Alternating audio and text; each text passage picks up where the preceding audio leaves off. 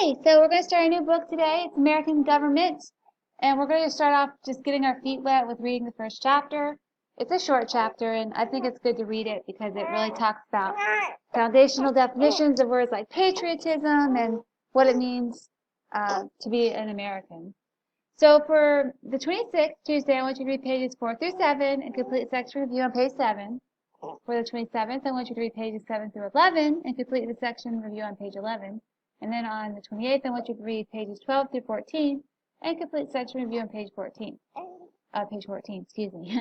After that, for Friday, I want you to write 10 sentences, reflect on what it means to you to be an American citizen.